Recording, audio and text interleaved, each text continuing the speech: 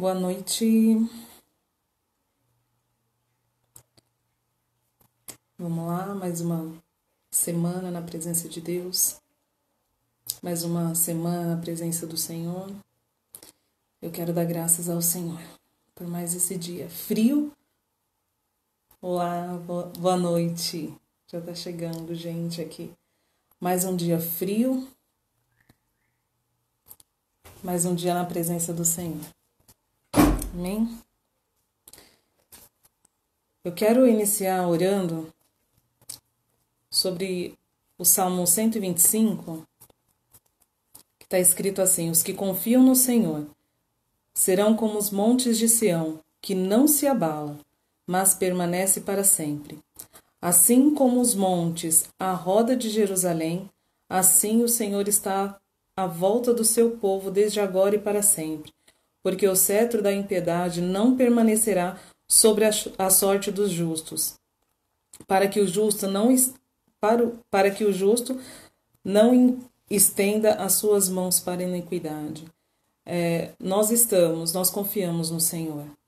A paz, Késia, Silvana, tem algumas pessoas já chegando. E nós confiamos no Senhor. Ele tem sido a nossa fortaleza, Ele tem sido a nossa cidade forte, e nós não seremos abalados nele. Amém? Então, vamos orar, entregar esse tempo na presença do Senhor. Amém? Pai querido, em nome de Jesus, mais uma noite te dou graça, porque a tua bondade, a tua misericórdia, Senhor, dura para sempre. Obrigada, Senhor, porque podemos depositar nossa confiança no Senhor, sabendo que em Ti nós não seremos abalados, Pai. Porque o Senhor é uma rocha firme, onde nós podemos, Senhor, colocar os nossos pés e em Ti estamos seguros, Pai. Senhor, te agradecemos por isso, Senhor. Cobre, Senhor, a nossa vida com Teu sangue, a nossa casa, a nossa família, os nossos bens. Senhor, nos guarda em Ti, Senhor, porque em Ti nós estamos seguros, Senhor. Esconde, Senhor, as nossas vidas, Senhor, debaixo das Tuas asas nesse tempo, Senhor. Em nome de Jesus, Pai, entregamos diante do Teu altar, Senhor, esse tempo, Senhor, e entregamos diante do Teu altar, Senhor, a nossa mente, os nossos pensamentos, as nossas preocupações, Senhor, os nossos sentimentos, Senhor, as nossas angústias. Pai, em nome de Jesus, entregamos a Ti nesse momento, porque sabemos, Senhor, que podemos confiar em Ti, Senhor. Não seremos abalados no Senhor. Não seremos abalados no Senhor em quem nós confiamos. O Senhor é a nossa rocha eterna, Pai. E nós Te damos, Senhor, agora, Pai, a nossa vida, Senhor. Pai, o nosso tempo, Senhor. O Senhor é o dono do tempo, Senhor. Mas nós queremos consagrar esse período ao Senhor, para que o Senhor nos use, Senhor, que o Senhor fale conosco, que o Senhor nos ministre, o Senhor nos corrige, Senhor, em nome de Jesus, Pai. Entregamos esse tempo a Ti e Te agradecemos, Senhor, em nome de Jesus. Amém? Amém? Bom, vamos lá. Olá, Lohane, que bom te ver por aqui. Semana passada a gente falou sobre alguns aspectos emocionais, né? A gente tá, para quem tá chegando agora e não viu nenhuma série, a gente está falando sobre resiliência. Então, hoje é a terceira noite que a gente está falando aqui sobre resiliência. A primeira semana a gente falou sobre o conceito propriamente dito. Na semana passada falamos um pouquinho sobre os aspectos emocionais da resiliência. E hoje a gente vai entrar aqui um pouquinho nos aspectos comportamentais que a gente não conseguiu falar a semana passada. Se tudo correr bem, e vai correr em nome de Jesus, a gente termina esse assunto hoje. Amém? Então, eu quero iniciar falando sobre o Salmo 133, que está escrito assim: ó quão bom e suave é que os irmãos vivam em união. Esse é o nosso primeiro aspecto de comportamento, né? Que a gente fala hoje, que é o aspecto de confiança, aliança. Então, manter bons relacionamentos com a família, amigos, no trabalho, né? Relacionamentos, não qualquer tipo de relacionamento, mas ter esse tipo de relacionamento significativo na nossa vida leva a gente a ter confiança. Por que é importante a confiança no processo de resiliência? Se eu tenho amigos, eu tenho pessoas perto de mim que vão me orientar, que eu posso confiar, que eu posso me abrir, que eu posso falar das minhas dificuldades, e essas mesmas pessoas podem me corrigir se alguma coisa estiver errado. Então, desenvolver relacionamento de segurança nesses ambientes e bons relacionamentos me leva a ter um pouco mais de resiliência e de confiança nos ambientes. É muito mais tranquilo a gente conseguir ficar livre ou ser nós mesmos, né? Ao ficar mais à vontade no meio de pessoas que a gente confia. Por exemplo, aqui eu estou agora conversando com vocês e é muito mais tranquilo para quem está ministrando quando eu vejo alguns rostinhos que eu conheço, que eu confio. Então, quando eu vou vendo que as pessoas vão se achegando, né? Pessoas que eu confio, pessoas que eu tenho um bom relacionamento, isso gera em mim confiança para que eu consiga, de um modo um pouco mais livre, ministrar o que eu tenho para ministrar. Ou falar aquilo que eu tenho que falar. Né? Então, o aspecto de confiança, ele está muito relacionado à aliança e esse é um princípio que a gente também trabalha no Ministério Infantil, né, com as crianças, né? E esse princípio, ele remete à ideia de que de que todas as coisas funcionam bem quando elas estão em harmonia. Então, lá em deixa eu pegar aqui, 1 Pedro 3,8, está escrito assim: finalmente, sede todos de igual ânimo, compadecidos, fraternalmente amigos, misericordiosos, humildes, né? Então, ele está trazendo aqui, em 1 Pedro, está trazendo aqui a ideia de que da importância, né, de se ter esse princípio da aliança. O princípio da aliança, ele realmente gera muita força.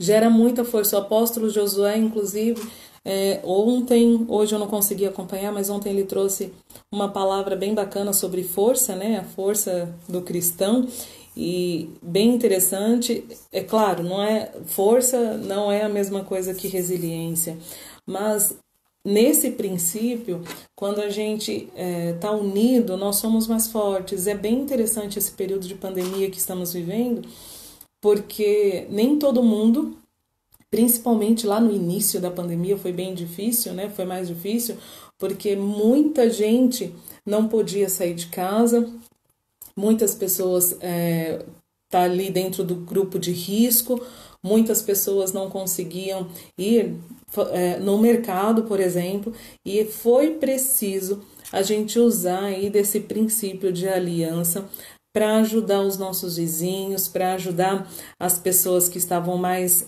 necessitadas, né?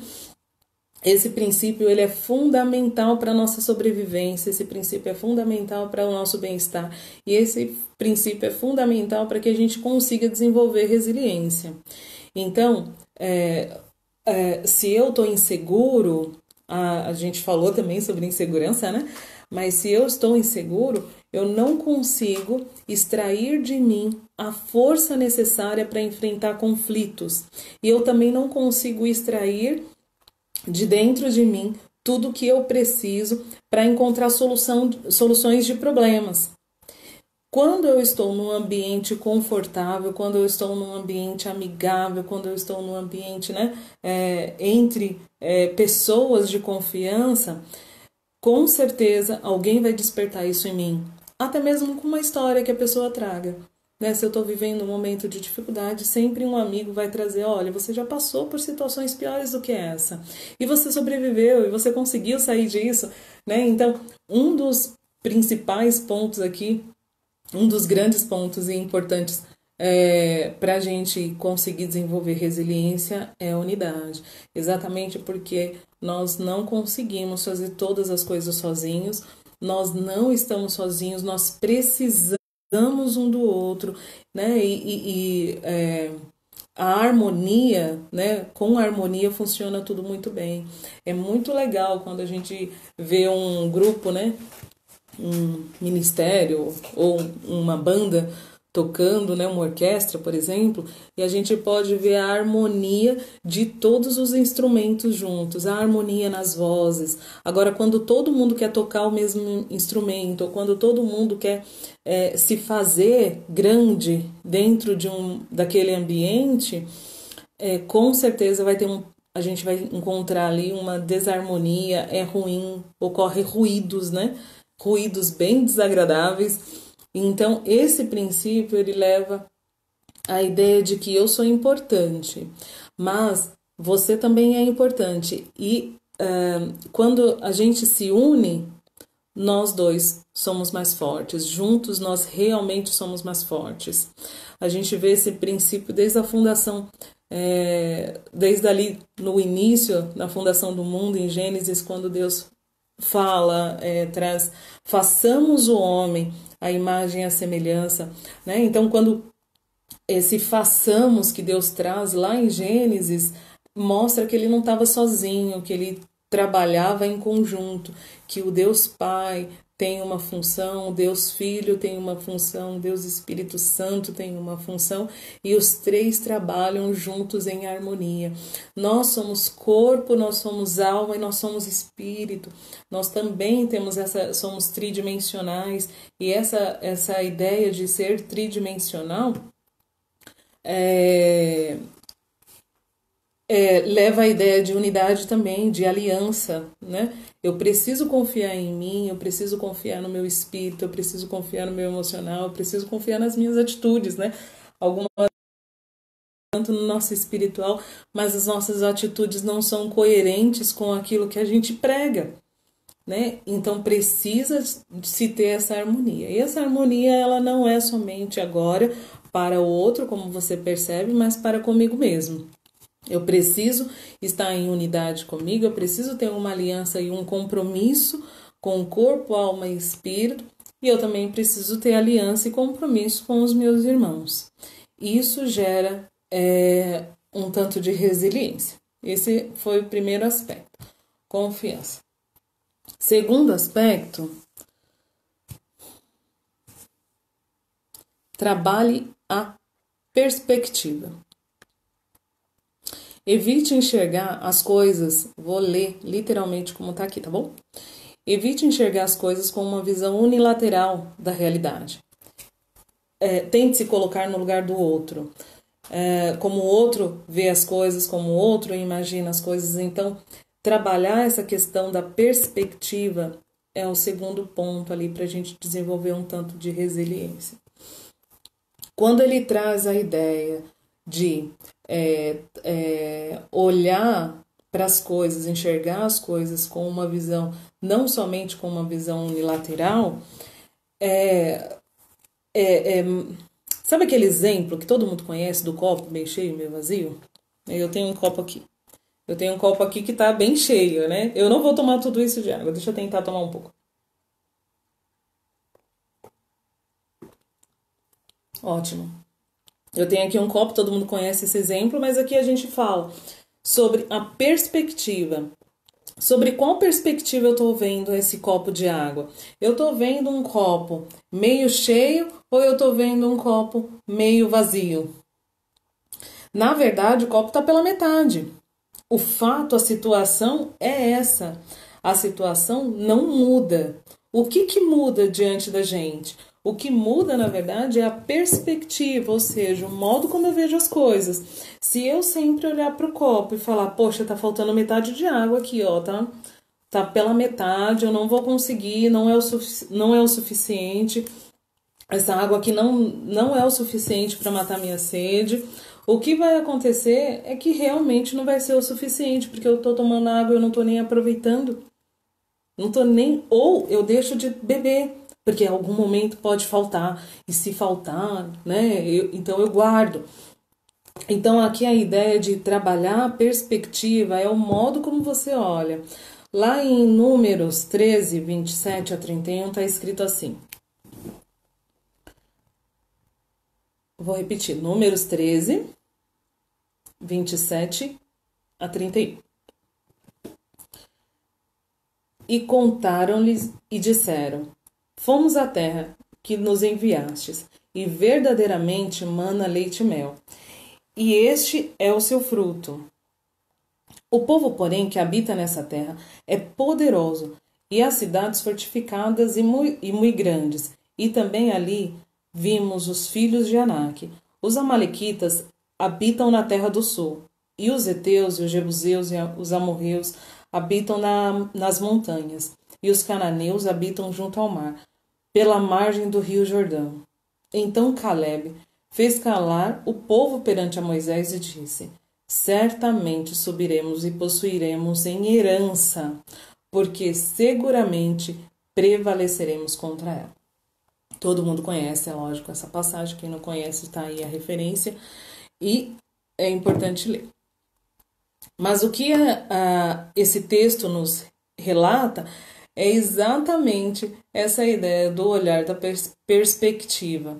Enquanto uns olhavam aquele lugar como um lugar que não dava para entrar, como um lugar que, se tentasse entrar, eles seriam mortos, eles seriam esmagados, que eles morreriam.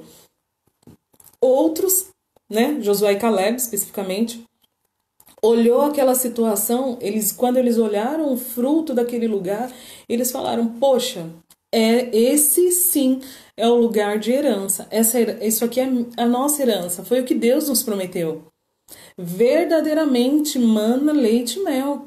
É o lugar da terra prometida, porque Deus ele tem o melhor para nós. Então, enquanto Josué e Caleb, né, viram os frutos, as possibilidades, o resto, né, os outros espias viram as dificuldades. Então, eu preciso trabalhar a perspectiva dentro de um processo de resiliência, porque se eu não trabalho a perspectiva, a minha visão sobre as situações, eu vou começar a ver o quê? As impossibilidades. E de impossibilidades o mundo está cheio. Nós recebemos más notícias todos os dias. Todos os dias a gente já sabe o que não consegue, a gente já sabe o que não dá, a gente já sabe o que não pode, a gente já sabe tudo o que não deve fazer, né? A gente já sabe todos aquilo que as circunstâncias nos revelam de negativo, a gente já sabe. O que eu preciso ver? Eu preciso ver as possibilidades. Veja, você acha mesmo que seria necessário espias se essa terra ela fosse uma terra liberada? Se ela não fosse um local fortificado? Se ela não tivesse gigantes? Se não tivessem pessoas habitando naquele lugar? Eles não iam precisar de espias.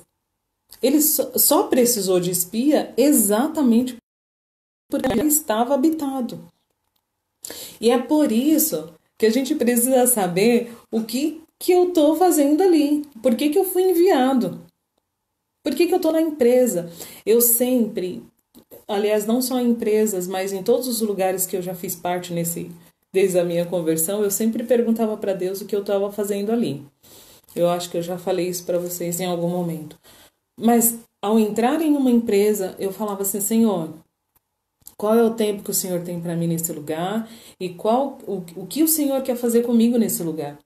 Então, eu começava a evangelizar em todas as oportunidades que eu tinha.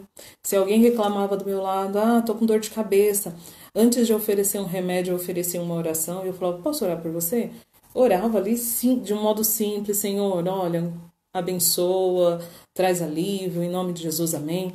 E em todos os lugares, eu mudava de empresa, era exatamente a mesma coisa. E quando as coisas começavam a travar, eu falava assim: peraí, deixa eu rever a situação. Se eu estou aqui e eu não estou mais abençoando, se eu estou num lugar e o meu tempo acabou, então o Senhor vai me mandar para outro espaço, vai me mandar para outro lugar. E era exatamente o que acontecia. Então, Deus me movia, e quando eu chegava nesse outro lugar, eu falava assim: Senhor, e agora? O que o Senhor quer fazer de mim aqui? Como o Senhor quer me usar? Né? Não é só um lugar para eu receber um salário. Não pode ser. Não pode ser um lugar só para eu receber um salário. Não pode ser um lugar só para eu aprender, como por exemplo na faculdade, nos cursos que eu fiz. Em cada curso, na faculdade, no colégio, onde eu ia, eu sempre coloquei, Senhor, o que o Senhor tem para esse lugar? Abre os meus olhos. São terras já habitadas. Nós vamos passar por terras habitadas. Poucos de nós, né, temos aí a oportunidade de fundar algo, de começar algo novo fora empresas, por exemplo. Mas geralmente a gente passa ou a gente aprende nada sozinho, mas a gente aprende e estamos em lugares habitados. E aí, qual a perspectiva que eu tenho diante da situação? Diante das dificuldades? Diante das propostas? Né? Então, existem empresas fantásticas que eu passei e que eu cheguei lá tão pequena, me sentindo um gafanhoto, literalmente. Pequena de conhecimento, pequena de interação social. E o Senhor, eu olhava para aquela empresa gigante e falava assim, o que eu estou fazendo aqui? Eu vou ser facilmente engolido por essas pessoas. Exatamente porque sempre fui introspectiva, né? Então, e falava muito pouco. Então, algumas vezes eu tinha a sensação que esses lugares poderiam me engolir. E aí eu comecei a perceber que esses lugares são lugares propícios para a gente crescer, para a gente conquistar, porque é a terra que o Senhor nos deu por herança. É a terra que o Senhor nos deu por herança. Algumas vezes a gente pensa que a gente está esquecido, que as pessoas não estão olhando para a gente, que não estão nos vendo, né? Sou um gafanhoto. Quem enxerga um gafanhoto no cantinho de uma planta, né, verdinha? Não dá para ver.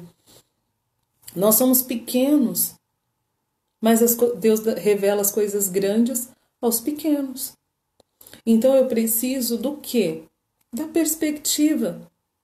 Só da perspectiva.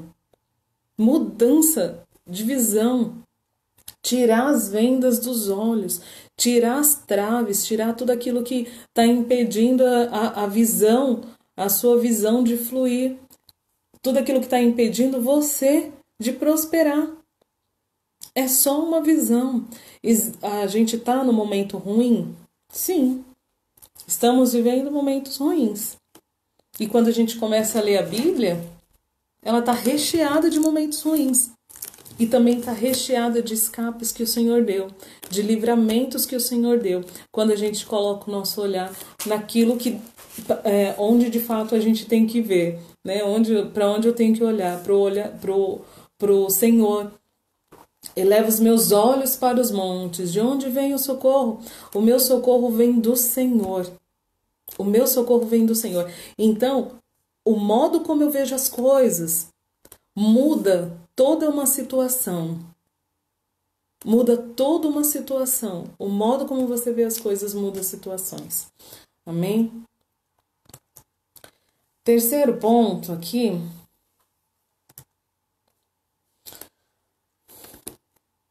Terceiro ponto é bem interessante.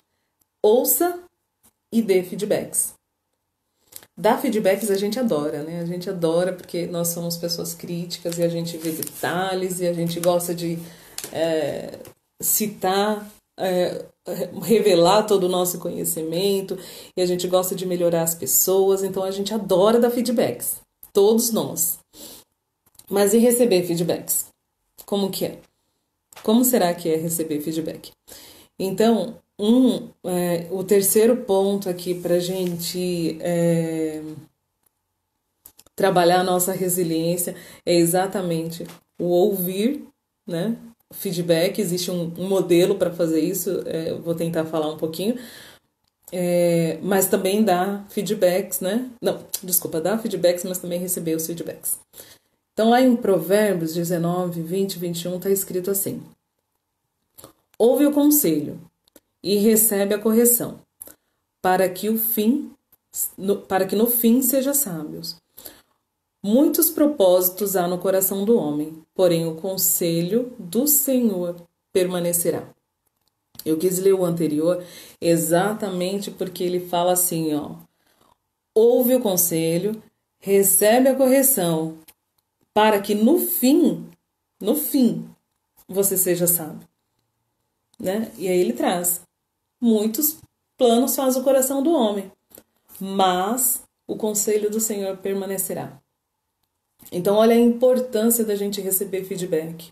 E a gente tem uma dificuldade enorme de receber feedback exatamente porque a nossa alma, ela já está tão machucada, tão ferida, que quando alguém traz um feedback, a gente pensa que a pessoa está nos criticando de modo negativo, ou que está nos rejeitando, ou que está nos expondo de algum modo. E não é isso que Provérbios fala. Ele fala que no fim, para que eu, no fim, seja sábio.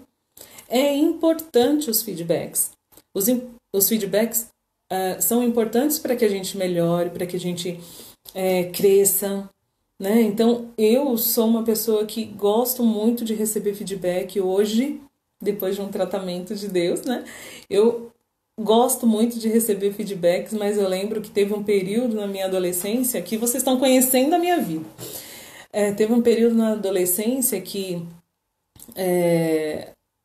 uma pessoa usada mesmo por Deus, quando me corrigia, eu chorava. Eu sempre chorei, né? Então a pessoa me dava me corrigia em qualquer coisa simples mesmo, sabe? E eu chorava. E aí ela me corrigia, ela falava assim: ah, tá bom, vai lá pro banheiro chorar. Vai lá pro banheiro chorar. Tá. Mas esse foi um processo de Deus muito bacana na minha vida, porque me fez crescer muito.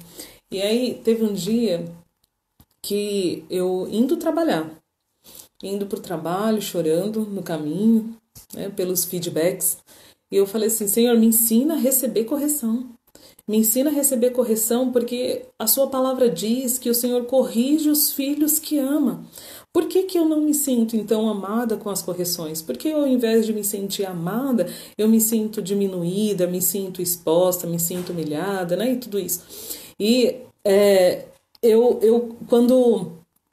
quando eu fiz essa oração, eu ouvi Deus falar claramente, assim, ó: você quer aprender a receber correção? Então pare de se justificar. E eu recebi aquilo como um impacto na hora. Eu falei assim: tá bom. E a partir desse dia começou um grande bombardeio de feedbacks.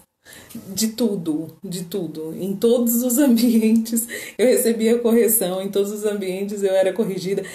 E Deus, Ele faz isso mesmo com a gente. Hoje eu consigo receber feedback, graças a Deus, consigo receber feedback de um modo muito bacana.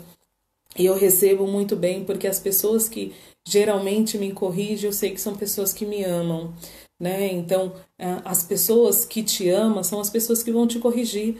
Veja, uma pessoa que não te ama não tá nem aí pro seu comportamento. Quem não te ama não se importa com a roupa que você veste. Quem não te ama não se importa como você está falando, não se importa com como você está escrevendo. Só os amigos falam pro outro que o nariz está sujo. Avisa, sabe? Quando avisa assim: ah, seu nariz tem uma caquinha.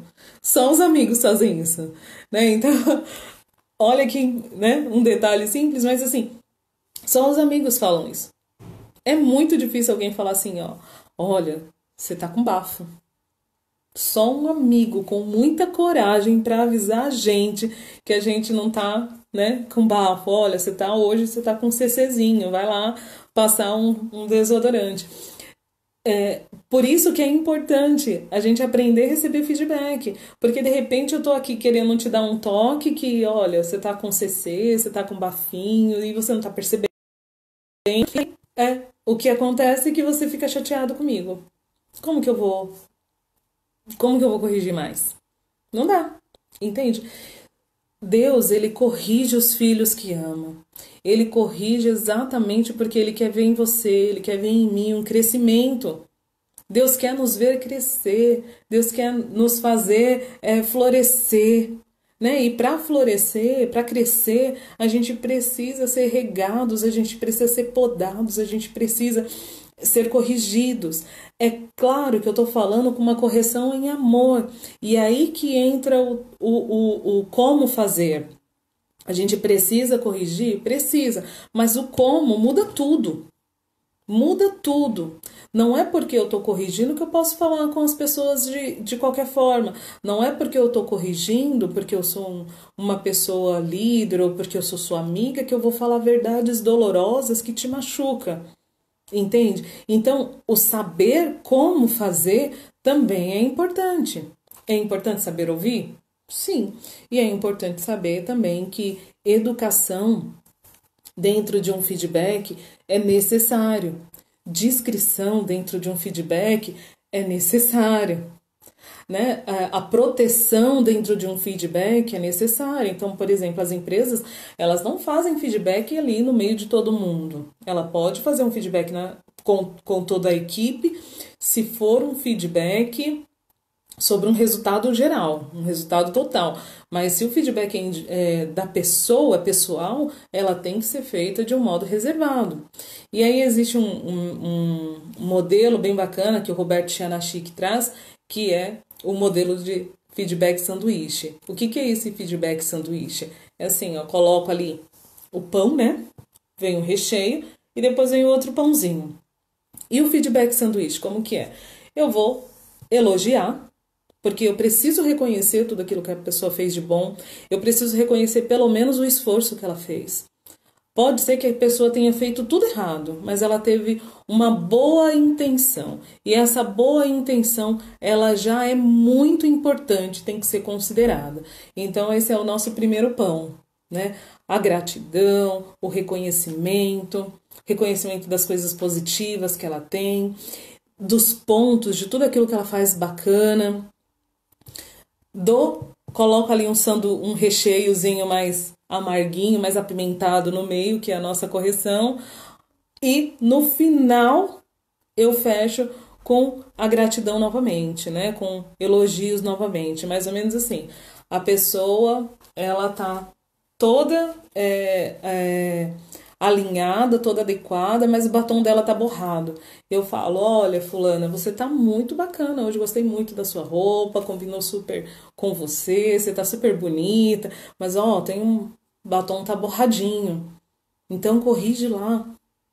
E aí depois eu falo assim, ó, mas é só isso, o resto tá legal, você tá indo super bem. Olha que diferente, não faz diferença? Isso funciona para tudo, isso funciona para os filhos. Sabe por quê? Porque a gente quer corrigir e não vê numa média final, por exemplo, final de semestre.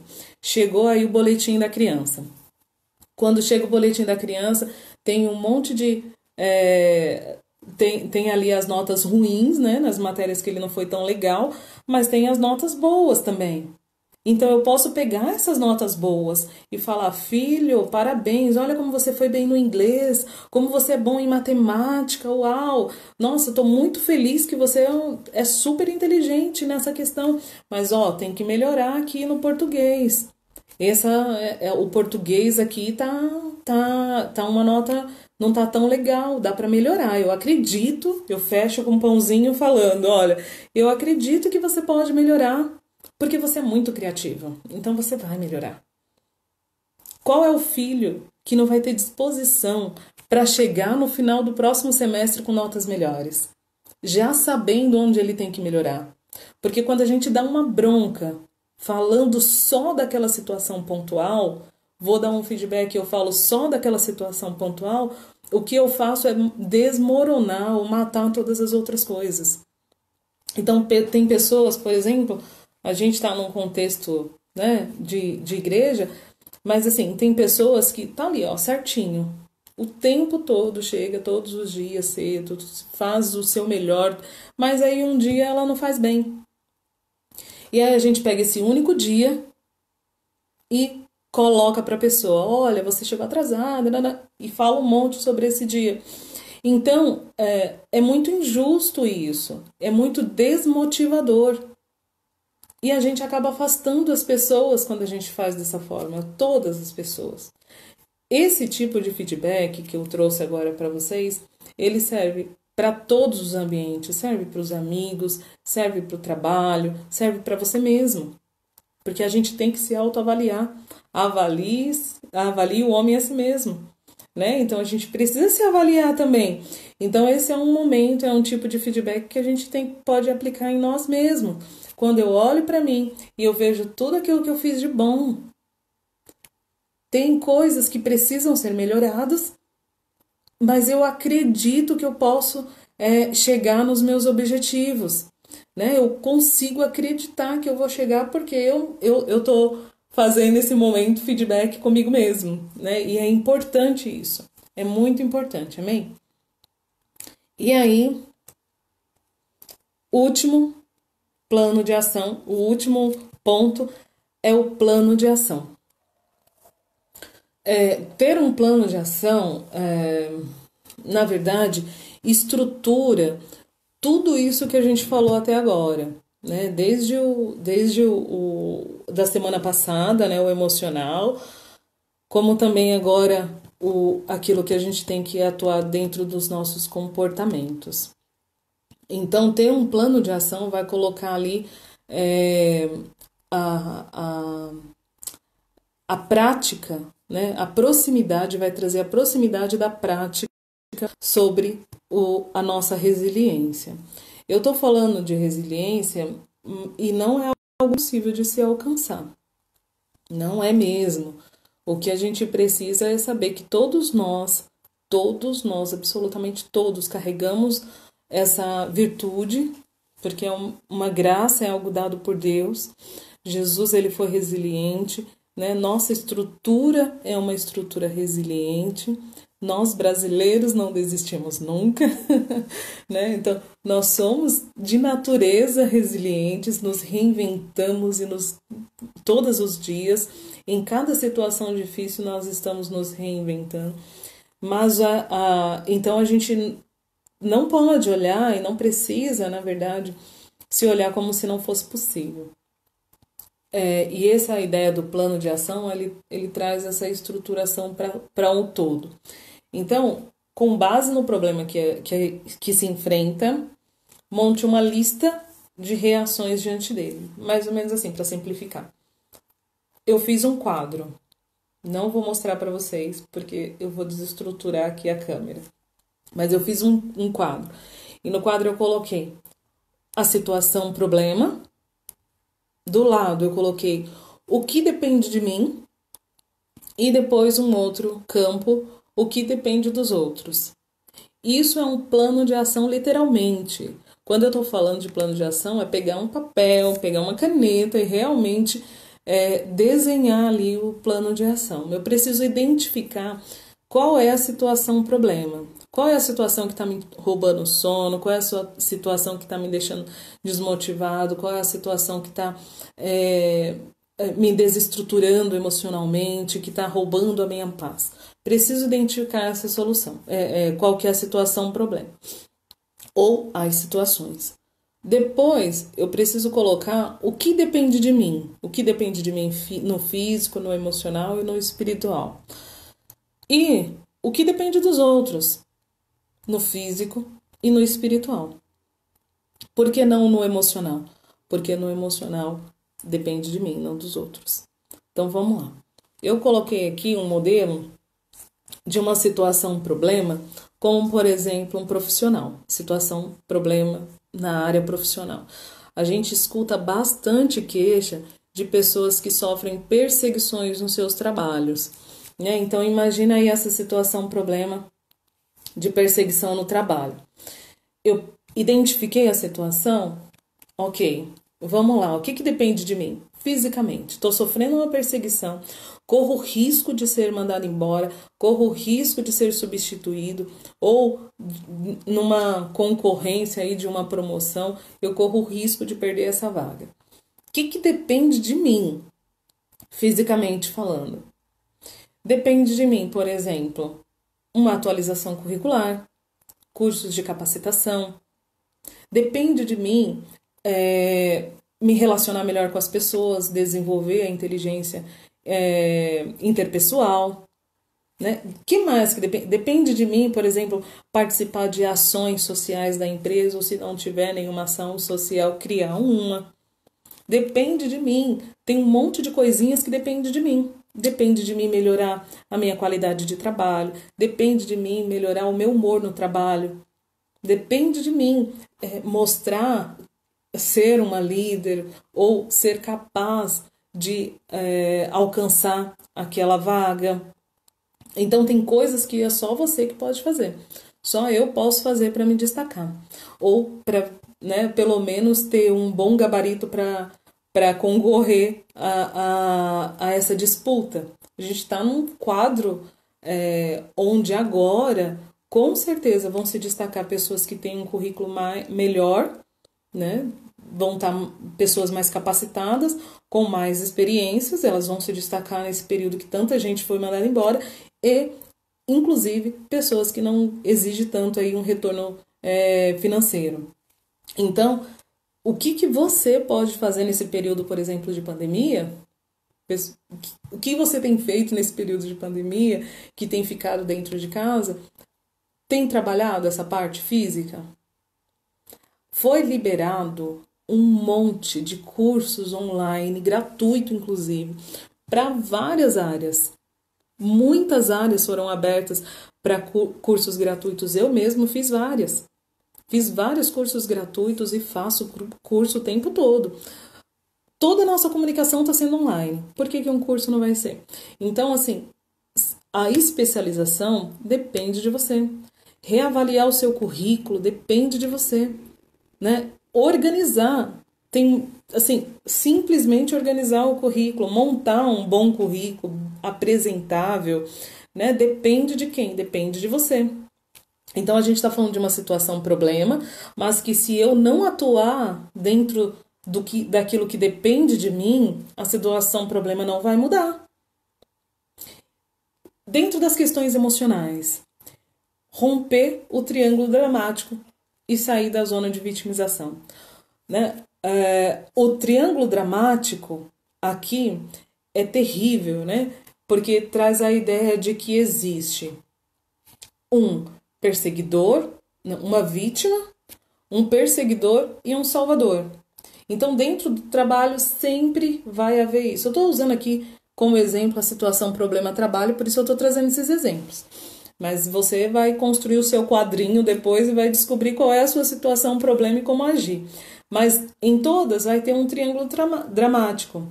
Ou seja, sempre vai ter uma vítima, que geralmente sou eu, sempre vai ter um perseguidor, seja um chefe, um líder da igreja, um líder do departamento, um funcionário que quer se destacar.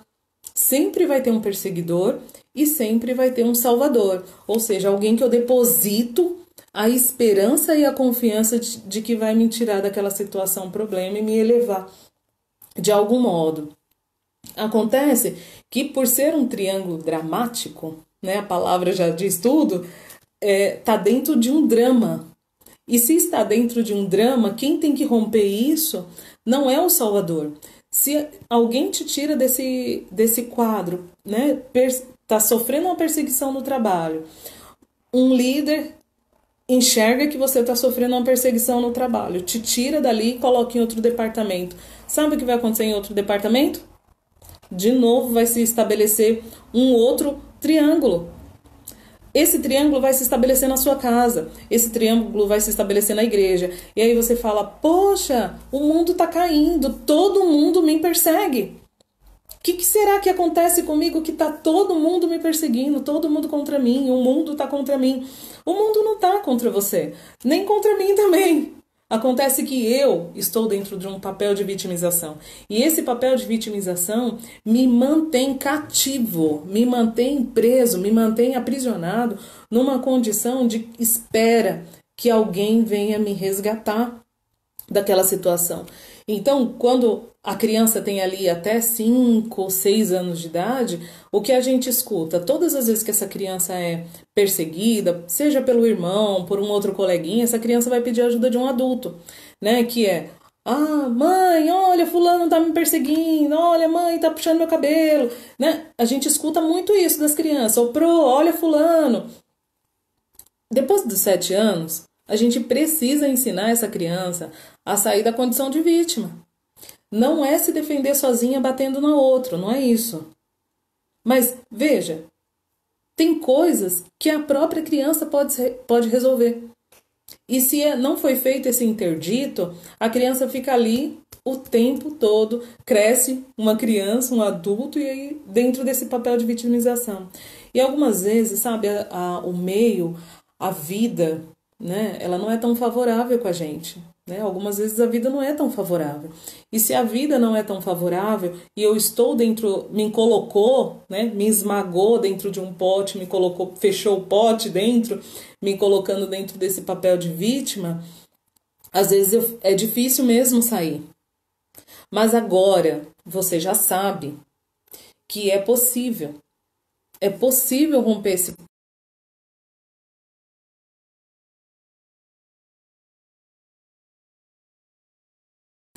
romper esse triângulo dramático.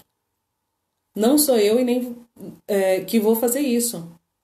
E aí a gente sempre pode perceber uma coisa: você vai se identificar. Se você se identificar, você tem que sair. Aliás, se você já se identificou, é você que tem que quebrar. Então saiba que ninguém pode te perseguir, senão os seus próprios pensamentos. Existem situações de fato de concorrência. Concorrência existe, mas se você souber quem você é em Deus, será mesmo que você vai ficar preocupado com quem vai tomar o seu lugar? Será mesmo que alguém pode roubar o seu lugar ministerialmente, profissionalmente, seu papel de mãe, seu papel de esposa? Será que alguém pode roubar o seu papel de pai, o seu papel de marido? Será que alguém pode roubar um papel que foi dado por Deus, determinado pelo Senhor, separado e escolhido por Deus? Ninguém pode fazer isso, a não ser você mesmo. A não ser você mesmo. Então, se você se identificou dentro desse papel de vitimização, é importante que você rompa, né? É você que tem que quebrar essa condição de vítima. Amém? Então, dentro do aspecto emocional, o que depende de mim? Depende de mim quebrar isso. E espiritualmente, o que eu posso fazer se estou sofrendo aí a perseguição ou concorrência no meu trabalho? Espiritualmente, o que depende de mim? Depende de mim orar, depende de mim abençoar a empresa, depende, olha, já sei, já foi avisado que vai haver cortes ou que a empresa está correndo um grande risco de falir. O que eu, que sou crente, vou fazer? Preciso me posicionar espiritualmente. Eu preciso orar, preciso abençoar a empresa, preciso pedir livramento, preciso orar para que Deus venha com espírito de vida, de ressurreição sobre a empresa. Né? Eu posso abençoar os meus patrões, os meus líderes, eu posso abençoar a empresa. Existe um poder sobre a oração. Então, espiritualmente, o que você pode fazer? Se eu fico ali, não posso fazer nada, bom, a empresa vai fechar, vou ficar desempregado. E eu não abençoo a empresa não vai prosperar. Depende muito da gente. Tem situações que dependem da gente. Agora tem situações que não. Tem situações que não dependem do outro. Nessa mesma condição, dentro do físico, o que depende dos outros? Pode depender do outro, por exemplo, aguardar do seu líder dar a promoção para você. E se depende do líder, pode vir inclusive a notícia de desligamento. E aí? Volta para você a bola. Volta para você a batata quente e você de novo vai ter que resolver os seus problemas. Entende? Então assim, nunca o seu problema depende 100% dos outros. Dentro da condição espiritual, eu gosto e amo esse versículo, o versículo que diz: entrega teu caminho ao Senhor, confia nele e o mais ele fará. O coração do rei está nas mãos do Senhor. Muitas e muitas vezes eu tive que orar, e oro ainda, pelos meus líderes, né, tanto profissionais e espirituais, para que o Senhor faça o que tem que fazer na minha vida. E se Ele vai ser o caminho, Ele é a porta que Deus vai usar para abrir, então eu preciso orar por eles. Eu tenho que orar pelos meus líderes. E aí o Senhor é quem convence, é o Senhor quem vai mover todas as coisas. Não somos nós. Se existe alguém que está acima da sua hierarquia aí, né? E que está e você acha que está impedindo o fluir, eu já ouvi isso tanto. Eu lembro desde adolescente, né? Que eu via pessoas mudando de igrejas o tempo todo, porque e trocando de emprego também, eu já vi isso muito dentro do emprego, porque a gente fala, aqui eu não tenho mais espaço para crescer, porque enquanto essa pessoa for líder, enquanto ele for meu chefe, enquanto ele estiver aqui, ele está impedindo o meu ministério, ele está impedindo o meu crescimento profissional. Eu sou mais que isso. Não é não, viu? Nem eu nem você somos mais. Quando chega o momento de Deus promover, Ele promove. Quando chega o momento de Deus te dar uma liderança, Ele dá. Quando você estiver preparado para isso, Ele vai dar sim. Mas a gente precisa estar posicionado, pelo menos dentro daquilo que eu posso fazer. Se eu não estou posicionada nem dentro daquilo que eu posso fazer, como que eu posso esperar do outro? Quando eu tinha 17 anos, eu recebi uma palavra de Deus falando que eu seria pastora. Eu fui ordenada pastora com 36 anos. Eu não esperava. Eu não esperava. Não esperava em homens. Mas eu esperava no Senhor. Porque quando Deus fala, Ele cumpre. Com 15 anos, eu decidi que eu seria psicóloga. Mas eu me formei depois de bastante tempo. Demorou bastante para eu me formar. Eu recebi uma palavra que eu teria um consultório numa quinta-feira e que Deus daria um consultório para gente montado. Eu recebi essa palavra na quinta-feira e na sexta-feira a gente recebeu a chave do consultório montado, porque a pessoa que estava antes da gente na sala deixou os móveis e não quis levá-los. Então, veja, os tempos não são nossos. O tempo pertence ao Senhor, Ele é o dono do tempo. Ele exalta e Ele humilha, porque Ele nos corrige. E no tempo certo, quando nós estamos preparados, Ele entrega aquilo que Ele tem que entregar. Mas eu preciso estar preparado. Fato é que eu preciso estar preparado. Sabe Esther? Né? Amo a história de Esther. Esther, ela atuou dentro de todos esses aspectos. Desde os aspectos que a gente falou na semana passada, até esse último aspecto aqui, que é o plano de ação. Então, ela foi posicionada, né, ali para substituir a rainha Vasti.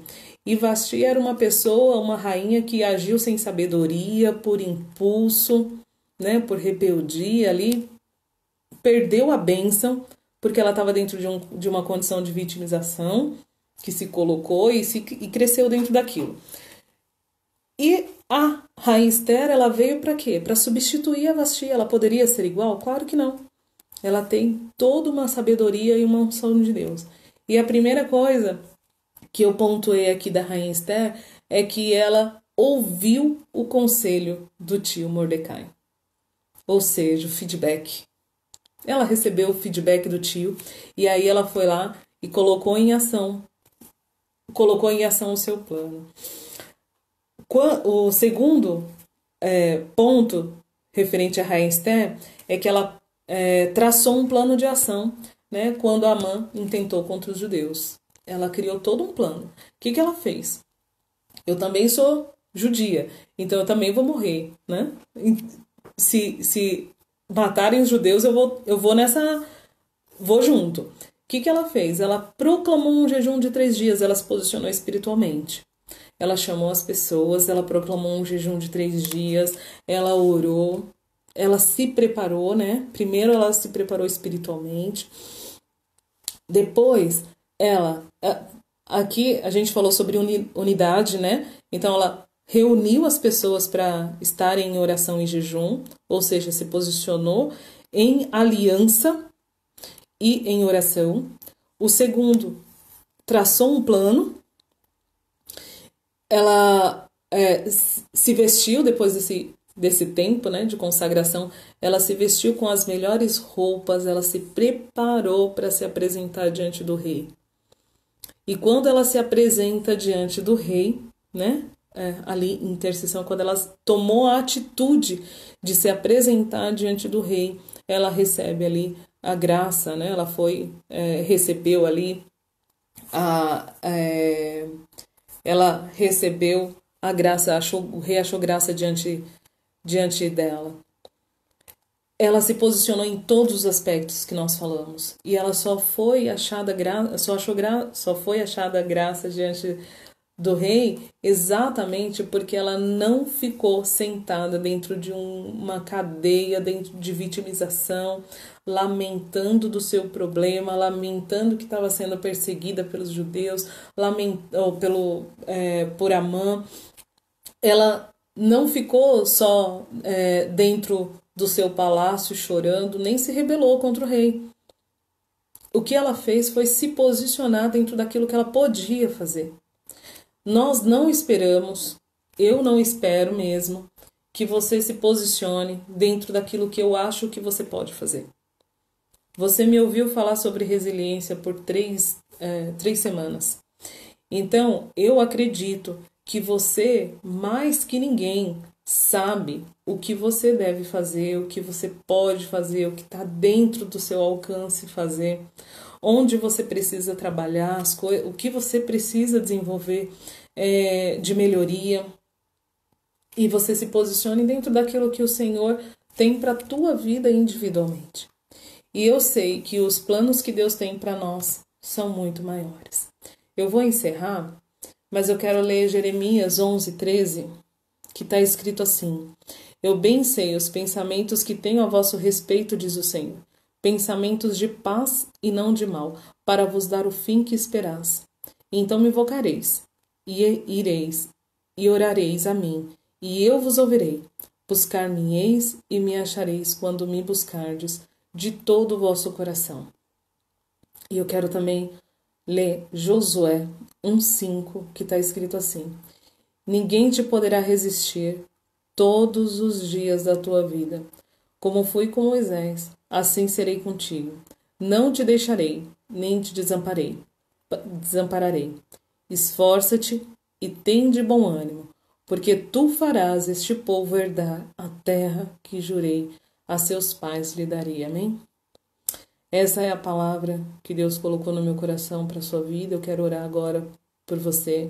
E eu tenho certeza que Deus está levantando um exército muito poderoso que vai invadir essa nação, né, nesse próximo semestre. Hoje é o dia 1º, né, dia 1º de julho, temos aí metade do ano pela frente ainda. Nós estamos na metade, né, do ano. E o Senhor vai nos avivar, nos encher de sabedoria, nos forjar, nos habilitar para quando retomarmos. Já estamos retomando aos pouquinhos, mas para que quando você retorne você faça a diferença, porque você vai estar curado, sem nenhum tipo de sequelas, curados para curar, né? E o Senhor vai te usar poderosamente, amém? Então eu vou orar com você agora. Pai querido, em nome de Jesus, quero entregar, Senhor, esse tempo diante do teu altar. Te louvo, Senhor, porque o Senhor tem nos libertado, Senhor, através da tua palavra, Senhor. A tua palavra, Senhor, que nos limpa, que nos sara, que nos cura. Senhor, em nome de Jesus, eu te louvo por isso, Senhor, e eu peço que o teu Espírito Santo, Senhor, visite agora, Senhor, cada vida, cada família, cada filho teu, Senhor, que precisa, Senhor, ser fortalecido no Senhor nesse dia, Senhor. Fortalece, Senhor, cada um dos teus filhinhos queridos, Senhor, Pai, troca a armadura, reveste, Senhor, com a tua armadura, Senhor, para que eles possam resistir, Pai, estar firme, Senhor, diante de tantas circunstâncias que estão por vir e tantas circunstâncias que já estamos vivendo, Senhor. Tantas dificuldades, Senhor, tantas problemáticas têm se levantado nesses tempos, Senhor. Problemáticas referentes à saúde, à política, Senhor, Pai, à educação. Senhor, tantas problemáticas têm se levantado referente à economia, Senhor, e o Senhor é um Deus soberano, e o Senhor reina sobre todas as problemáticas, já com uma solução, Senhor, para cada uma delas. Então, Deus, eu te peço que o Senhor nos traga, Senhor, em nome de Jesus, a memória, Senhor, tudo aquilo que nos traz esperança, Senhor. Pai, coloca os nossos olhos em Ti, nos faz olhar para o autor e consumidor, Senhor Deus, em nome de Jesus, nos faz olhar para os montes, nos faz olhar para o alto, Senhor.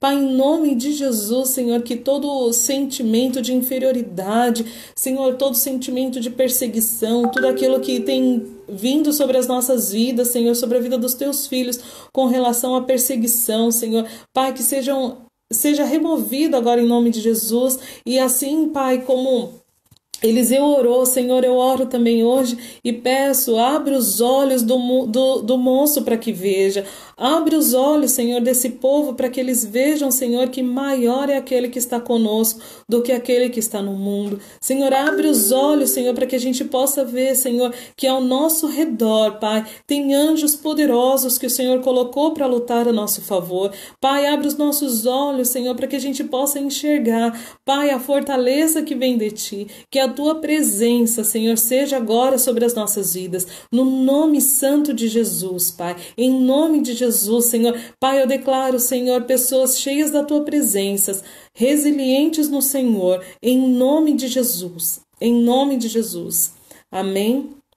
Então, quero agradecer, né, por esses dias todos ter me escutado, todos fiéis. Obrigada. E eu quero só dar um recadinho. Amanhã não, agora, 21 horas, já começou. 21 horas tem uma palavra com o pessoal do Rema Jovens, lá no Instagram. Então você que é jovem, corre para lá para o Instagram que tem uma palavra poderosa lá do Rema para você também.